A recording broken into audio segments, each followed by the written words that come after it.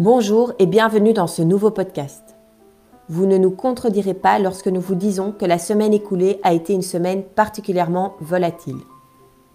La hausse des taux d'intérêt à long terme a semé le chaos sur les marchés boursiers. Les actions de croissance, la technologie en tête, ont le plus souffert.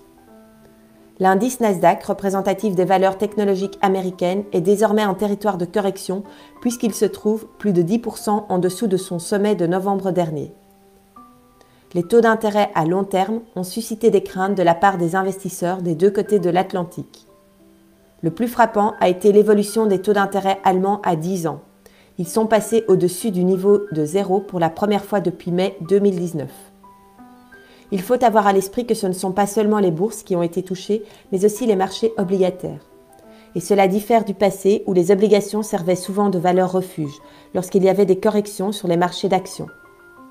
En cause, la méfiance des marchés vis-à-vis de la Réserve fédérale américaine. Dans quelle mesure et à quel rythme la Fed va-t-elle augmenter ses taux d'intérêt directeurs et cela sera-t-il finalement suffisant pour juguler l'inflation ? Les marchés à terme prévoient actuellement une probabilité de 92% que les taux d'intérêt directeurs américains augmentent de 25 points de base en mars prochain. Et cela ne s'arrêtera pas là. Les traders s'attendent à ce que les taux d'intérêt directeurs américains soient augmentés de 2%, voire 2,25% d'ici la fin de cette année. Wait and see. Le Bureau national chinois des statistiques a publié des chiffres sur la croissance économique chinoise pour l'année 2021, montrant que l'activité a augmenté de 8,1%.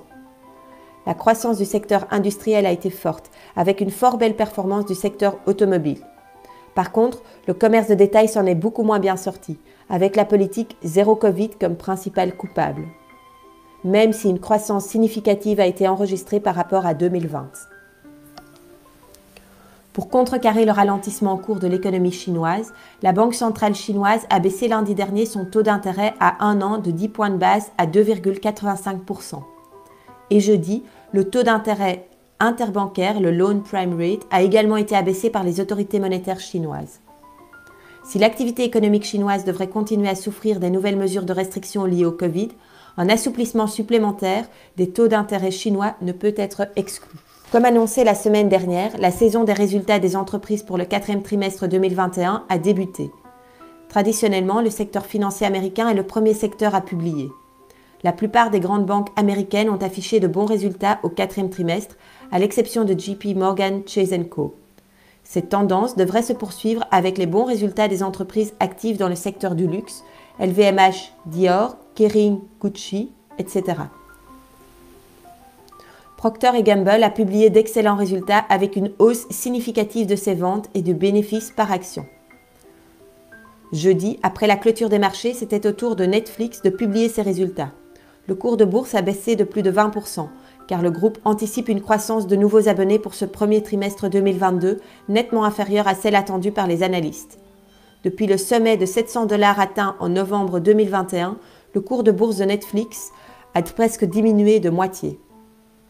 Et pour vos statistiques, fin 2021, Netflix comptait 221,8 millions de clients. Cette semaine, c'est au tour de quelques grands noms de la technologie américaine à publier, dont Microsoft, Tesla et Apple. Attachez vos ceintures de sécurité. En plus de la volatilité boursière, l'arrogance entre Poutine et Biden s'est poursuivie. Le président Biden dit que Poutine est susceptible d'envahir l'Ukraine, mais sans vouloir de guerre. Poutine nie vouloir entrer en Ukraine, mais veut que l'Occident prenne ses exigences au sérieux. Par exemple, il ne souhaite pas que l'alliance de l'OTAN s'étende en Europe de l'Est et ne désire pas que l'Ukraine rejoigne l'alliance transatlantique. Les pourparlers entre les ministres des Affaires étrangères, Blinken et Lavrov, se poursuivront jusqu'à nouvel ordre. C'est tout pour ce podcast, encore une semaine passionnante à venir. Belle semaine et à la semaine prochaine.